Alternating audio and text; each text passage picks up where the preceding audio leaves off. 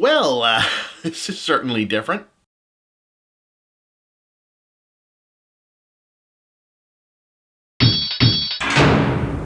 I feel like we haven't adequately dealt with how weird the situation of Hugh Jackman and Wolverine is in the popular culture when you look at the whole scope of it. This is an actor who probably wouldn't exist as a known Hollywood quantity without having played this particular role, and if we're being honest, however good an actor Jackman is, he's really only a movie star when he's Wolverine. But as much as Wolverine has been associated with Hugh Jackman, he's also likely to have left an indelible stamp on the character just like Christopher Reeve did for Superman. I mean, let's face it, when the X-Men stuff inevitably makes its way back to Marvel and reboots, it's going to be really hard to recast this part, unless, it's like Spider-Man and they do a really shitty version in between so the next guy can only be a step up. But suffice it to say, Hugh Jackman has been defined for almost 2 decades of playing this character across various X-Men movies, and yet the X-Men movies themselves as a whole have mostly been a run of strictly average movies and really, really bad movies. And the 2 that happen to be legitimately great films also happen to be the 2 that Wolverine basically isn't in. So you've got an actor with the dictionary definition of a signature role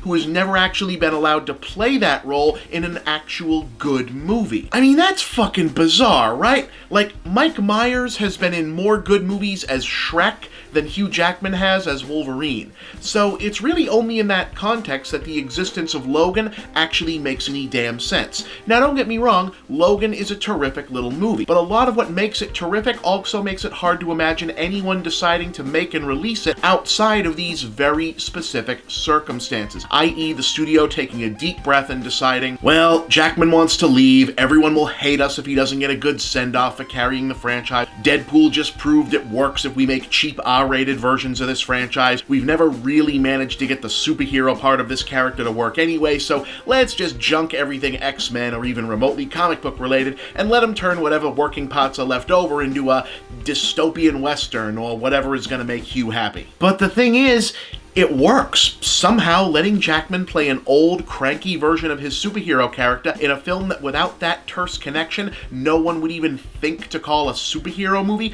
turns out to be the basis for a pretty good idea. It's a freak glitch in the system kind of good idea, likely impossible to replicate as it relies 100% on Jackson's version of Wolverine making sense in this context and our collective cultural attachment to the idea of his Wolverine and Patrick Stewart's Professor X, but on its own merits, yeah, Logan is really special, a one-of-a-kind little movie. Plot-wise, the setup is that we're several decades into the possible future and everything about the X-Men universe has come to the worst conceivable end. New mutants have stopped being born, the species is now all but extinct and nobody knows why, the X-Men are all gone and no one is saying why, Professor X is slowly wasting away from a degenerative neurological disease that's making his powers a danger to himself and others, and Logan, who no longer acknowledges the Wolverine persona and is mysteriously aging due to an unknown illness of his own, is eking out a living trying to keep them alive long enough to escape to the ocean, presumably where Xavier can no longer pose a threat. But all that changes when Logan finds himself drafted as the reluctant protector of a young girl named Laura, who not only somehow appears to be a new mutant, but also appears to have Wolverine's specific power set, and who is also an immigrant from Mexico fleeing for the safety of Canada from heavily armed militant death squads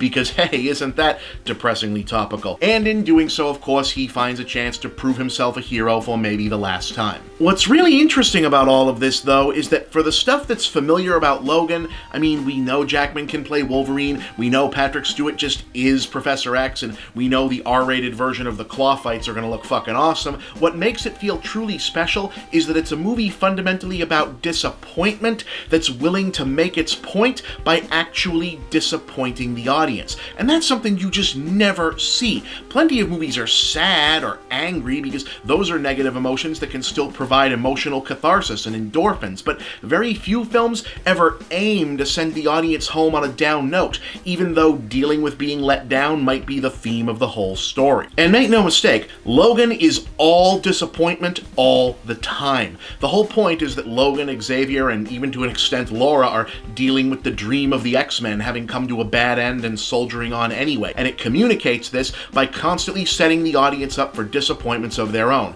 Were you hoping for flashbacks to the other movies or surprise cameos? You're gonna be disappointed. Were you thinking there might be a lot of cool continuity stuff? You're gonna be disappointed. Oh, you will find out what happened to the mutants and where all the X-Men went, and you are gonna hate the answers, because they aren't heroic, or tragic, or darkly noble, or even particularly interesting. They're just banal and pathetic and meaningless. Hell, at one point, a beloved character seems poised to receive both closure and deliver some to the audience, and the movie goes, not so fast, right before everything gets so much worse. I honestly can't remember a mainstream movie so committed to being bleak and mean and emotionally entropic. I mean, even the action scenes doggedly refuse to be fun in the conventional sense. Yes, you finally get to see R-rated claw fights, but almost all of them are fast and dirty and happen in a context where you just want the good guys to get the hell out of there. One deliberate exception to all this, though: everything involving Daphne Keane as Laura, aka X-23, aka the female Wolverine. To the degree that hope and uplift exists in Logan at all, it centers on her, and appropriately, the moment she snaps into action, it becomes an instant star-making turn, both for the character and probably the actress. She's very good in the quiet scenes, but what she does and what the film does with her once it's her time to do the fighting is awe-inspiring. You know, yeah, we've seen the conceit of the young girl action hero before, but this time there's no element of parody or exploitation. She's just a straightforward badass in the way kids, and especially girls, almost never get to see themselves on screen. In some ways, she's a closer approximation to the comic book version of Wolverine persona than Jackman ever was. I have a feeling there are people who've waited their whole lives to see this particular type of child action hero, and while Logan is very much an R-rated movie, I also have a feeling that for those who do see it, meeting this character could end up being a major cultural touchstone for a whole generation of young girls. So,